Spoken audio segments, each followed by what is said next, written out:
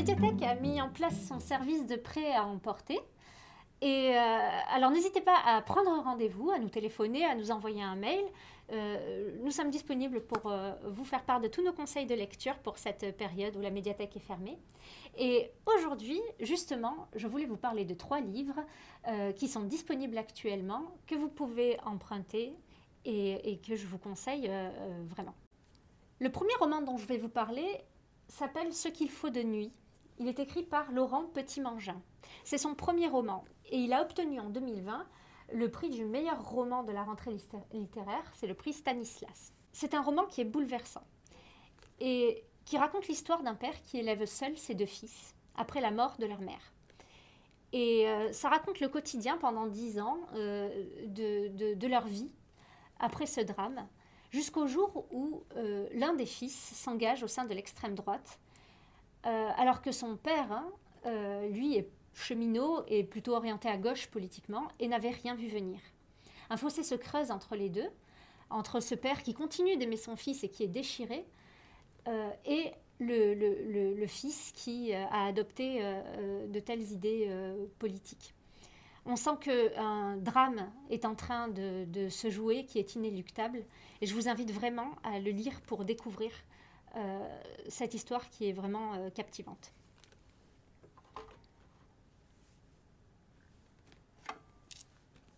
Le second roman que je vous conseille est un polar, un thriller, qui s'appelle Fermez les yeux d'Antoine Renan. Antoine Renan, c'est lui qui avait écrit aussi L'Empathie, que nombre d'entre vous ont déjà beaucoup aimé à la médiathèque, et qui avait obtenu le prix des Nouvelles Voix du Polar en 2020. Fermez les yeux, c'est un leitmotiv récurrent dans ce roman. Mais c'est d'abord ce qui est arrivé à Dominique Tassi, le personnage principal du roman, qui est un ancien enquêteur à la retraite, et qui a un jour fermé les yeux quand il était au volant de sa voiture, après avoir un peu bu, et qui a provoqué l'accident qui a tué sa fille de 7 ans. Il ne s'est jamais remis de ce drame, c'est un homme brisé. Et 15 ans après, en 2005, en Ardèche, une petite fille a disparu, et c'est Dominique Tassi qui semble trouver un coupable tout idéal. Alors il y a 2 autres personnages dans ce roman. Il y a aussi Nathan, un écrivain renommé, spécialiste des tueurs en série, et Emma, une brillante avocate chargée de défendre celui que tout semble accuser. Alors c'est un roman que je conseille aux amateurs de thriller. Il y a quelques éléments un peu gore notamment, l'auteur aime bien ça, mais il est captivant vraiment. Et il se lit d'une seule traite, je vous le conseille. Le 3e roman que je vous conseille s'appelle Aria, de Nazarine Ozar. C'est un roman qui est une fresque en fait, qui se déroule sur 30 ans et qui se passe à Téhéran, en Iran.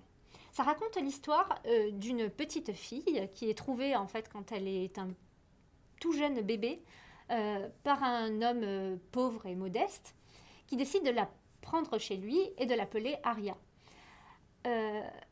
Elle est élevée chez lui, notamment par sa femme qui la maltraite. Puis elle est prise sous son aile et protégée par une femme riche qui décide de lui donner une éducation. Et son destin va se trouver bouleversé par la révolution de 79 et puis par l'entrée en guerre avec l'Irak. Et c'est une vraie fresque historique que nous propose l'auteur, où on entre pleinement dans l'histoire. L'émergence de la contestation et de la révolution nous sont données par des petits détails qui nous permettent de vraiment vivre l'histoire de l'intérieur. Et c'est un roman vraiment émouvant et bouleversant que je vous conseille de lire. Alors ces 3 romans ne sont pas les seuls que nous pouvons vous proposer évidemment pour ce prêt à emporter. Surtout n'hésitez pas à nous téléphoner, à nous envoyer un mail ou à faire des réservations sur notre portail en ligne. Nous serons ravis de vous conseiller, de vous aiguiller, de vous proposer aussi de faire des découvertes et nous sommes à votre disposition.